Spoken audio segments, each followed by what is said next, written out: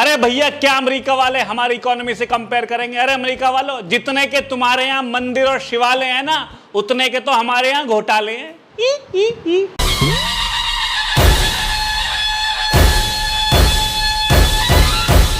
तो आ गया। कैसे हो दोस्तों? आपने अग्निपथ योजना के बारे में तो सुने नहीं? सुना? मैं सुनाई तो अग्निपथ। तो भैया जब से देश में अग्निपथ योजना अनाउंस किए, देश में बवाल मच चुका है, लौंडे बावले हो रहे हैं। जिन 1.5-2 लोगों को नहीं पता क्या है अग्निपथ योजना, बताता हूं कि सरकार ने ये योजना निकाली है कि सेना में 17.5 से 21 साल के लौंडों को भर्ती किया जाएगा, 6 महीने की ट्रेनिंग दी जाएगी और 3.5 साल उनसे काम लिया जाएगा और 4 साल पूरे होने पर उन्हें बाय बाय कह दिया जाएगा। बदले में उन्हें 30,000 रुपये महीना सैलरी मिलेगी और 40 लाख का बीमा मिलेगा। जब उन्हें भेजा जाएगा, रिटायर कर दिया जाएगा, तो उन्हें सर्टिफिकेट दिया जाएगा और कुछ नौकरियों में प्रेफरेंसेस भी दिया जाएगा। अब यहां पर यूं आप बुरा मान गए, वो कह रहे हैं जब रिटायर हो जाएंगे तो फिर हम तो फिर से बेरोजगार हो जाएंगे, फिर क्या सिक्योरिटी है, आता जाता में कुछ नहीं होगा तो फिर हम कैसे करेंगे। सरकार इसमें कुछ मत देती है कि भैया पहली बात तो ये जो तू टिकटॉक, सरकार कहती है कि पहली बात तो ये कि हम सबको थोड़ी निकाल लें, हम केवल 75% को निकालेंगे, 25% को हम रख लेंगे और इससे देश में बेरोजगारी कम होगी, क्योंकि 40 से 50,000 को हम भर्ती करेंगे और जो रिटायर किए जाएंगे 4 साल बाद उन्हें एक तो मोटी रकम दी जाएगी, साथ में उनको अच्छी नौकरी मिल सकती है।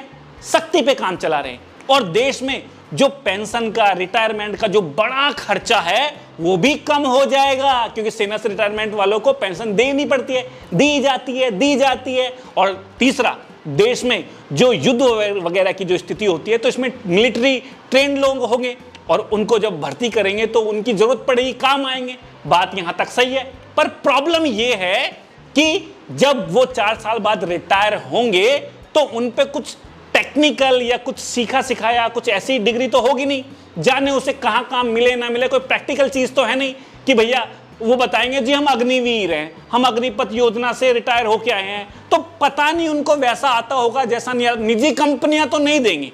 प्राइवेट में जब सभी अग्निवीर हो जाएंगे तो फिर से वही खचम खच मचेगी।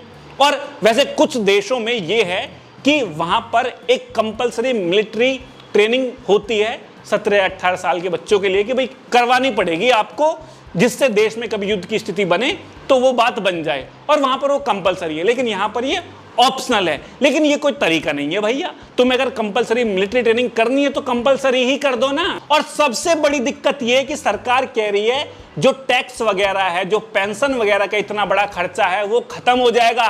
तो भाई ये MP MLA हैं, इनका खत्म करो ना पहले। कितना बड़ा खर्चा है, जिसे गुजरात में पूर्व विधायक की पेंशन नहीं दी जाती, बाकी जगह भी अप्लाई करो ना भाई। वो तो एक दिन MP रह जाएं उनको पेंशन बन जाती है। तुम्हारा सारा का सारा जो टारगेट है वो सेना पे ही होता है क्या? मतलब तुम 4 साल की एक तरह से कॉन्ट्रैक्ट की नौकरी दे रहे हो। सोचो एक आदमी को पता है 4 साल बाद मुझे हटा दिया जा सकता है, तो क्या वो उतने मन से नौकरी करेगा? और वैसे भी सेना में जो भर्ती होता है वो देश के लिए जान देने की इच्छुक होता है, और तुम उसी की रिटायरमेंट की पेंशन रोक दे रहे हो, हेल्थ सुविधाएं रोक दे रहे हो। कैसे मन लगा काम करेगा? और क्यों उसमें भर्ती होना चाहेंगे? उन्हें खुद ही पता है 4 साल बाद रहें ना रहें। तो इन पे प्रेम दिखाओ ना, बाकी MP MLA इनकी पेंशन पे कटौती दिखाओ, सही जगह लगाओ ना। ये तो बिल्कुल ऐसा ही हो गया कि धोबी की किसी पे नहीं चली तो अपने गधे के कान में अड़ दिए। तो भैया इस योजना के कुछ फायदे भी हैं और कुछ नुकसान भी हैं। फायदे ये हैं कि लड़कों को, जो 17 से 22 साल के लड़के, उन्हें एक मिलिट्री ट्रेनिंग मिलेगी, युद्ध की स्थिति में वो बढ़िया स्थिति रहेगी। दूसरा, बेरोजगारी का भी स्टेटस बदल सकता है। तीसरा कि वो लड़के डिसिप्लिन्ड होंगे, जहां पर 17 से 22 साल की उम्र के लड़के बिगड़ सकते हैं, इनडिसिप्लिन हो सकते हैं, तो डिसिप्लिन्ड होंगे।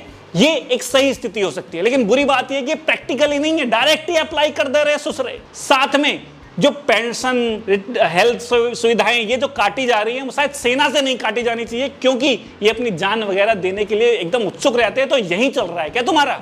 और भी जगह हैं। और बाकी युवाओं से कहना चाहूंगा कि जो तुम कर रहे हो ना वो बिल्कुल गलत कर रहे हो। अबे भाई रेल जला रहे हो, बस जला रहे हो, अबे अपने देश का अपना ही सामान फूंक रहे हो क्या? क्या तरीका है विरोध करने का?